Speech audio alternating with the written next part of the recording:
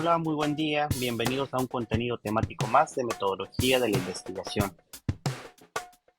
Y luego ya nos referimos a la estructura del manuscrito. Miren, generalmente el orden en que uno elabora el informe con respecto al dictamen es en este orden, pero no es el mismo orden en que se deben escribir los manuscritos para darle coherencia, congruencia a los elementos.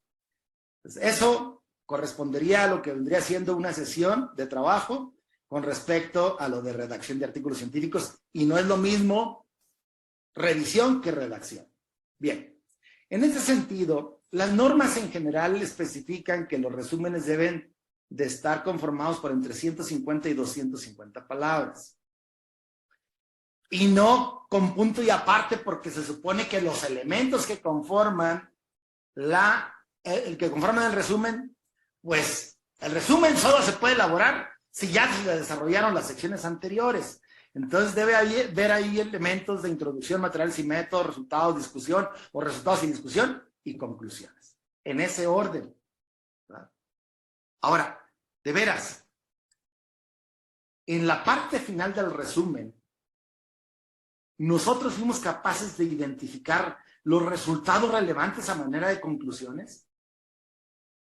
Involucraron los autores al final de la sección del resumen usos y aplicaciones posibles de los resultados.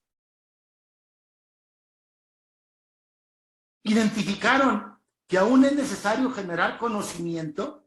¿Y qué es necesario generar? Es decir, acotar un problema científico también es válido involucrarlo al final del resumen.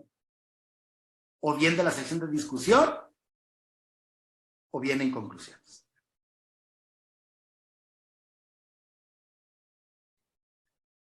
Luego pasamos a la sección de introducción.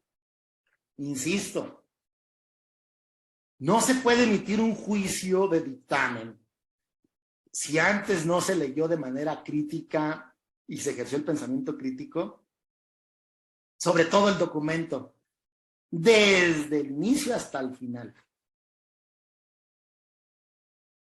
En la introducción debe haber cuatro apartados. La primera de ellas se refiere, o el primer elemento debe ser la importancia del sujeto de estudio. La segunda, un resumen del estado actual de conocimiento con respecto a ese sujeto de estudio. La conclusión generada al hacer un resumen del estado actual de conocimiento debe ser el problema científico vigente referenciado preferentemente. Problema científico, es decir, lo que se desconoce sobre el sujeto de estudio para entenderlo, para comprenderlo mejor. Y a partir de ese problema científico parafraseado, tendríamos que desarrollar el objetivo científico, ¿verdad? Si nosotros creemos, los autores creen que es necesario involucrar para qué puede ser usado ese conocimiento generado, entonces aquí es momento de acotarlo, ¿verdad? Este resultado puede ser puede ser útil para esto, para aquello, en este tipo de unidades de producción, en esta área, en este ecosistema, en este agroecosistema. Es decir, contextualizar el uso de ese resultado relevante, de ese resultado novedoso. Porque recuerden ustedes que también es posible generar innovaciones técnicas o tecnológicas y socializarlas a través de una comunicación a manera de artículo científico. Realmente entonces la parte final de esta sección involucra un objetivo científico, o en algunas revistas es común también que se den una descripción de las secciones y los elementos importantes, pero acorde a la estructura del manuscrito. Esto es muy usado sobre todo en las revistas que socializan las innovaciones tecnológicas. Y ese tipo de contribuciones tienen cabida en la revista Chapingo, Series Más Áreas. La sección de materiales y métodos debe escribirse con el detalle suficiente para que pueda ser ese trabajo realizado por otros colegas y corroborar los resultados. Esta sección es muy importante para identificar si es que algunos colegas han incurrido en lo que se debe llamar fraude, si es que falsearon información en términos de lo que hicieron, de lo que usaron o con respecto a los resultados mismos. Es así como se detectan al manejar la replicabilidad de lo hecho y de lo generado, si es realmente los investigadores incurrieron en fraude. Entonces, debe haber el detalle suficiente para que otros investigadores puedan repetir el trabajo de investigación. Aquí están bien descritos los nombres técnicos de los procedimientos, de los métodos, de los materiales. Se acotan detalles en donde se tiene que hacer algo con detalle. ¿Están escritos los procedimientos en un orden lógico? Algunos procedimientos tienen limitaciones. Se acotan aquí en esta sección, están descritos. En esta sección hay consejos con respecto a en qué parte de algún procedimiento, de un proceso, se debe prestar atención especial. Estos son elementos importantes que se deben compartir en una buena sección de materiales y métodos. Y si los métodos son de uso común generalizado, es innecesario describirlos. Simplemente se puede señalar a qué obra se pueden remitir los lectores para consultar en qué consiste el proceso, el método. Por ejemplo, sabemos que hay métodos de uso común, por ejemplo, para determinar concentraciones de los elementos minerales en follaje de plantas. Entonces, nos podemos remitir a los manuales oficiales, ¿verdad? Sin necesidad de describir con detalle los procedimientos para estimar los valores de ciertas variables. Basta con dar una referencia general y de uso común y aceptada por los especialistas en la disciplina en el área del conocimiento. La sección de resultados debe escribirse también en orden lógico. Algunas de las estrategias más comunes es que si materiales y métodos se escribió en orden lógico en subsecciones, pues los resultados apegarse a las mismas secciones para facilitar la redacción y la comprensibilidad de los lectores sobre lo que quieren comunicar los autores. Eso le ayudaría mucho a los editores y a los revisores para realizar su labor. Pero fíjense, hay que escribir historias creíbles. Y se resulta que lo que uno debe de escribir como autor y uno debe comprobar que está escrito así, como revisor y editor, es que lo que se escribe aquí está soportado en lo que se maneja en cuadros y figuras. Y se trata de que se describan en esta sección los resultados novedosos, los resultados importantes.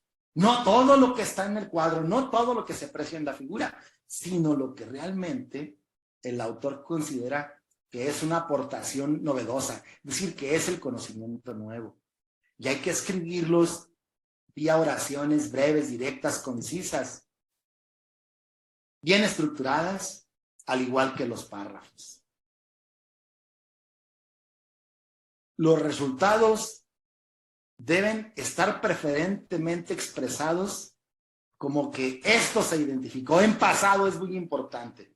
Y no olviden la estrategia de las subsecciones cuando hagan las veces de autor. Discusión se refiere a explicaciones posibles de los resultados. Explicaciones posibles. Se refiere a implicaciones en términos de si este resultado o estos resultados contribuyen a modificar, a fortalecer el estado actual del conocimiento,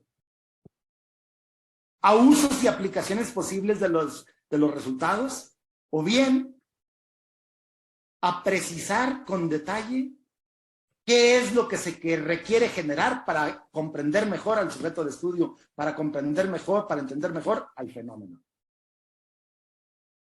Cuando yo señalo que aquí se debe dar una explicación sobre los resultados, mucha gente lo confunde y lo maneja en términos de comparar los resultados con los de otros investigadores o trabajos ya publicados.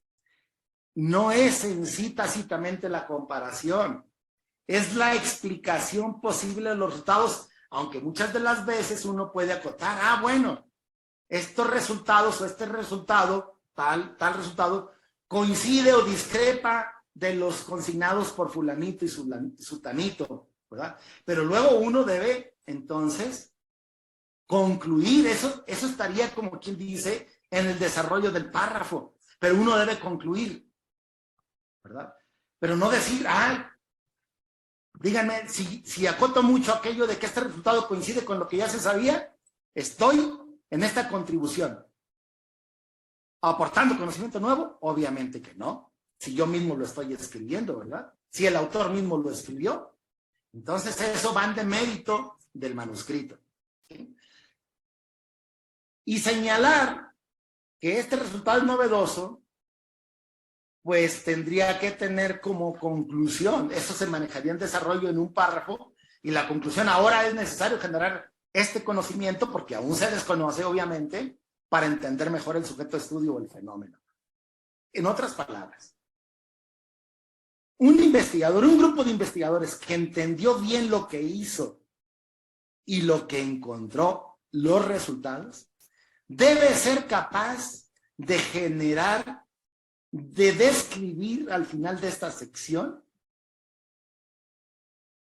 qué es necesario generar de conocimiento para entender mejor al sujeto de estudio, ¿verdad? O bien, otro elemento importante para dar lugar a que el editor y que los revisores se den cuenta que los autores entendieron bien lo que hicieron y lo que encontraron, es señalar, bueno, no pudimos generar más conocimiento porque los métodos que involucramos tienen estas limitaciones.